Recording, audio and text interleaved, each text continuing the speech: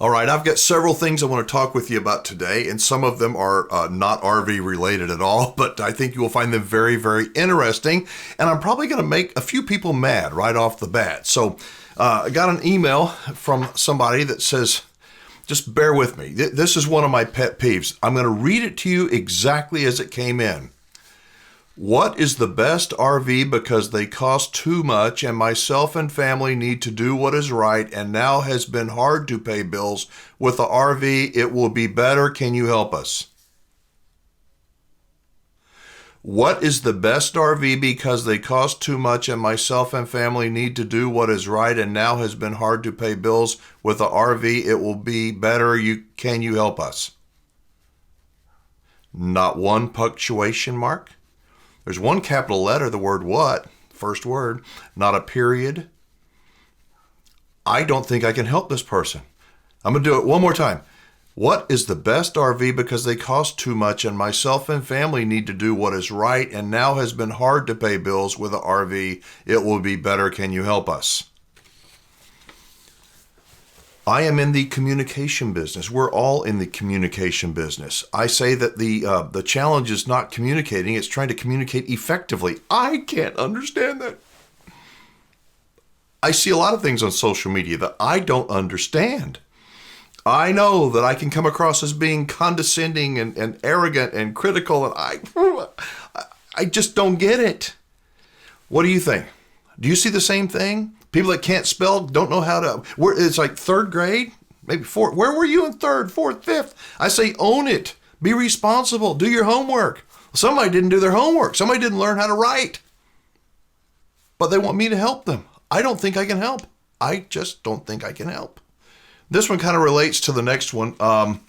Where is it? Where is it? Hang on. Oh, there it is. Leslie wrote to me and she says, actually, she didn't write to me. She posted this in a Facebook group.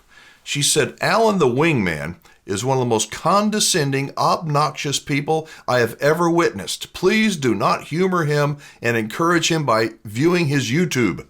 If this group keeps posting him, I will take it off my news feed. Well, Leslie, it's right there. It's my group. I post videos from time to time in my camping and RV groups. Wouldn't you think that somebody would go, oh, it's his group. Oh, that's why he's in there. That's why he's talking about stuff, because it's his group. He's right there. And as I say, if you would think that, you'd be thinking wrong. Obviously, Leslie didn't see that. Going back to the email that I just read a minute ago, communication is really, really critical to effectively communicate. I say it all the time. I thought, do I delete that comment, Leslie's comment, or not? Because usually comments like that, they just spur, they just start up this avalanche of negativity. It didn't actually. A lot of people said, did you even watch the video? And that's the thing. Most people that do that kind of thing, like Leslie did, they don't look, they don't listen, they don't watch, and they don't care. So, anyway, those are two that are sort of connected. Here's another email I got. It says, hello, Wingman. Your videos of late seem to have taken a drastic turn towards the dark side. What has happened in your life that you are so negative on everything? Wow.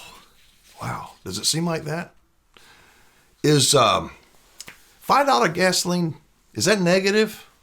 To make an observation that gasoline is too frigging high? Is that being negative? If I walk outside and I see that you've got a flat tire and go, hey, you got a flat tire, am I being negative? I'd call that just being honest, being observant. I'm not trying to be negative. It's kind of hard to not see some of the things that we got going on nowadays. We got inflation at the grocery store. You see it every single day, every time you go grocery shopping. At the gas station, all around us, war in Ukraine. It is just, it's a rough time right now, and I am very, very concerned about people. I'm concerned about people that are in over their head. I've told you that I've read that more than 60% of Americans can't put their hands on $1,000 in the event of an emergency. That's frightening to me. 60% of Americans can't do that.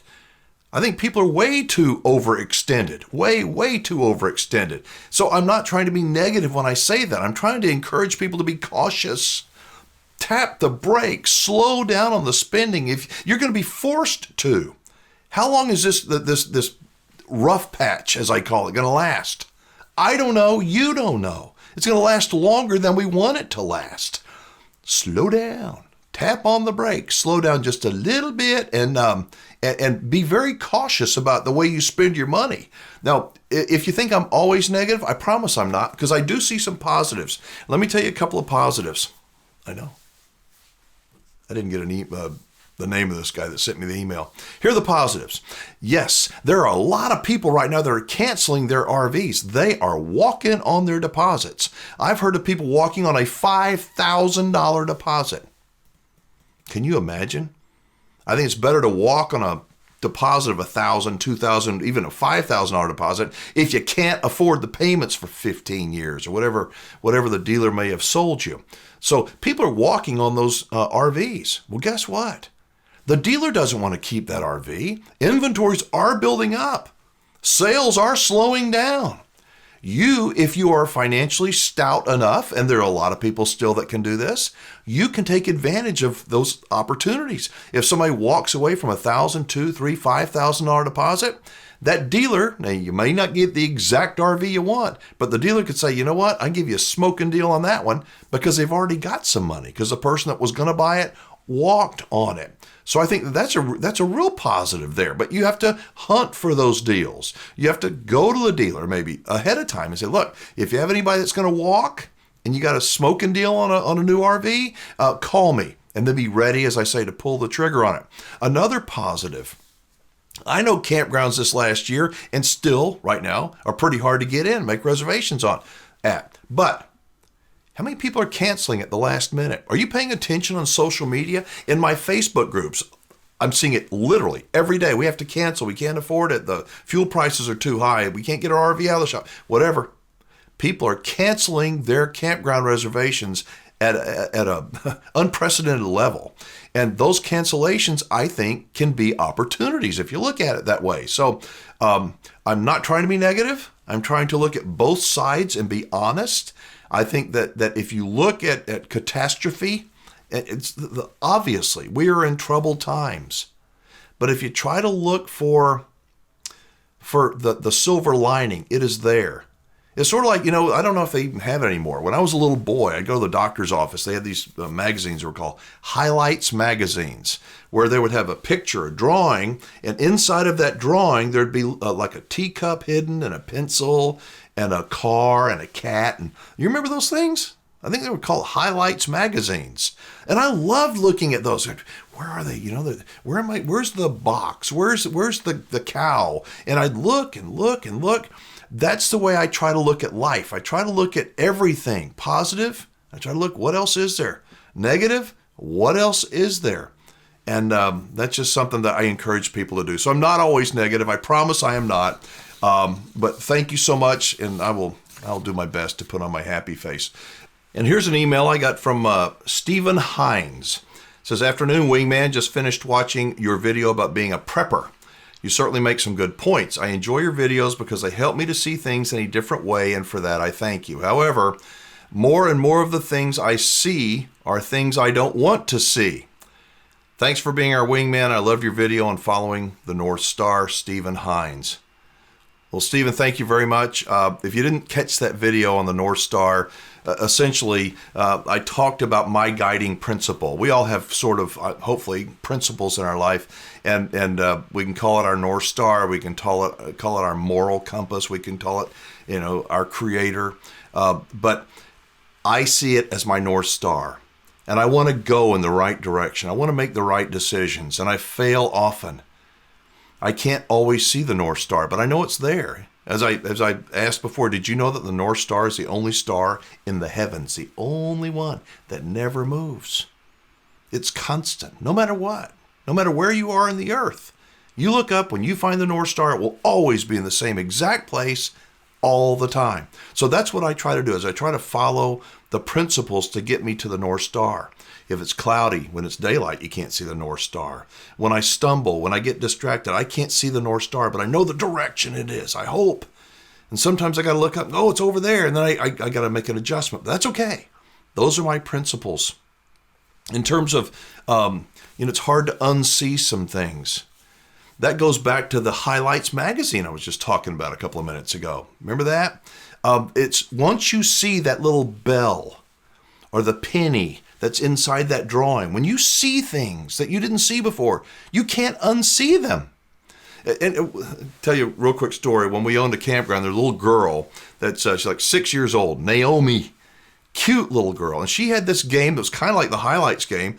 And she'd come up and she'd say, had a little timer, like what they call an egg timer, with the sand going through the glass. And she had pictures that were kind of like the Highlights magazine. And she'd say, how many things can you find? And she'd turn it over, and there'd be a teacup and there'd be a dog or a cow and all these different things. And she'd try to beat me. And I thought, that is so cool. This little kid is looking at details in things. And that's what I used to do.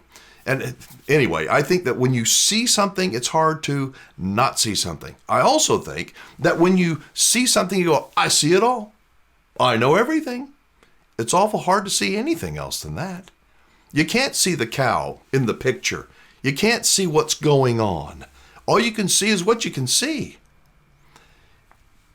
If I can attribute any of my successes in life, I was not born to an influential family, can't even talk. I was not born into money. I don't have a whole lot of money now, but everything I have, I had to earn, every single thing, and it's been hard. I started a TV show. I didn't know how to do it, but I learned. I was able to buy a hunting ranch. And I'm not a rich man. Down here in Texas, there's hunting ranches all over. But how do I compete with these rich guys that have all the money in the world? How do I compete with a hunting ranch against them? I had to look for things that they didn't see. I had to do things they wouldn't do. And that's what I did. When I started the RV Show USA, nobody else did an RV show on the radio. Well, I just had to figure it out. I think that's the way we have to go through life. We have to figure things out. And I have failed a lot of times. And I'm grateful that I have.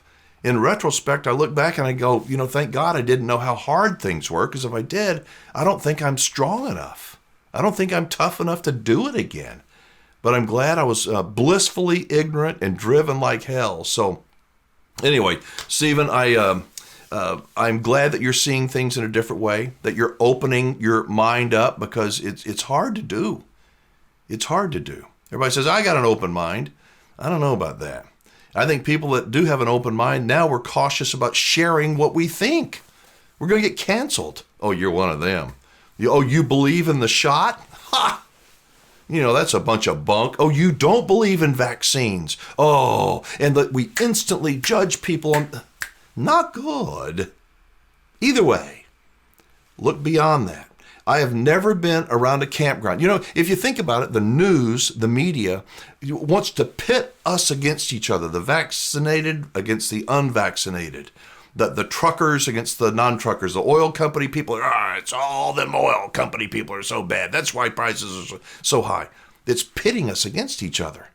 I have never been in a campground where I have been around a campfire or having a beer with somebody, sitting around talking with them, even if they are politically on the opposite side of the earth from me, that I couldn't find something we got along and agreed with.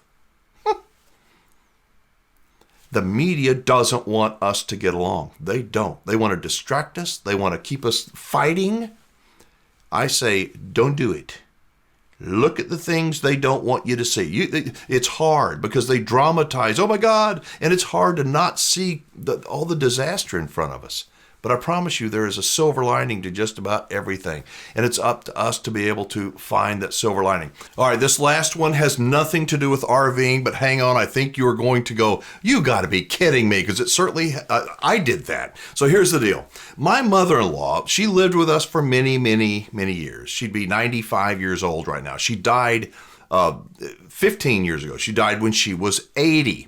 Because we lived together, for the next couple of years, just so you know, when you die, your mail is going to keep going to somebody. It is. until it kind of trickles away, and then you don't get anything after a couple of years. So my mother-in-law passed away 15 years ago. We'd get mail, like I said, mail would come in, and most of it ads, whatever. But eventually, everybody realized that she had died. Well, the other day, 15 years after my mother-in-law passes away, Lisa comes walking in, my wife, and she says, "Honey, got your voter's registration card right here." I said, "Awesome." And I said, "Good. Give it to me." She says, "Got my mother's voter's registration card, too." Let me see that. And check it out. Check out the close-up. This is my mother-in-law's voter's registration card, and she died 15 years ago. Do you think that I am the only person that this has happened to? The only person that has received a dead person's voter's registration card? I don't think so. Just something I would bring up. Another reason why I think that we all need to go camping and RVing more often to escape this kind of crap. I contacted the election board and they're like, never heard of that before. I'm thinking, right. I'm a skeptic. I don't think that there's just millions and millions of people that have had that happen to them.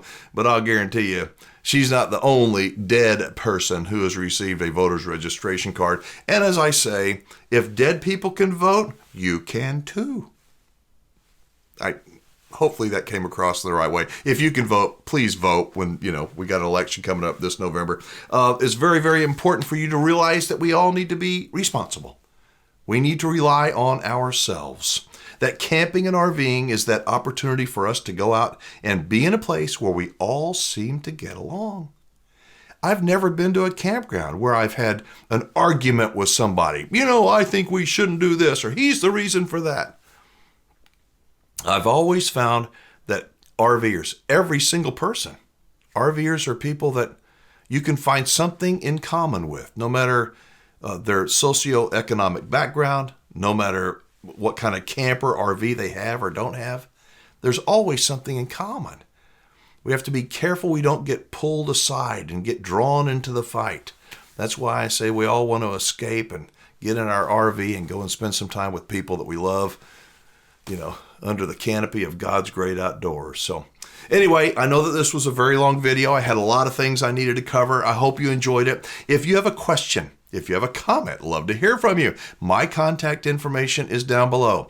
I listen to every voicemail, get a lot of them, but I listen to every single one. I respond to as many as I can. I get a lot of emails, and if I can do a video for you, I will promise I'll try to do one for you. But you can contact me, and of course you can always hopefully like this channel, share it on social media, tell your friends about us. I am Alan Warren, the RV Wingman. I want you to make the best decisions possible, and I'm sort of like that voice of sitting on your shoulder going, you really want to do that? Or you may want to think about this. I'm not trying to squelch your dreams. I'm trying to get you to make the right decision so you're a happy camper for a long, long time. Thank you for watching. Y'all be careful. I'll see you again soon.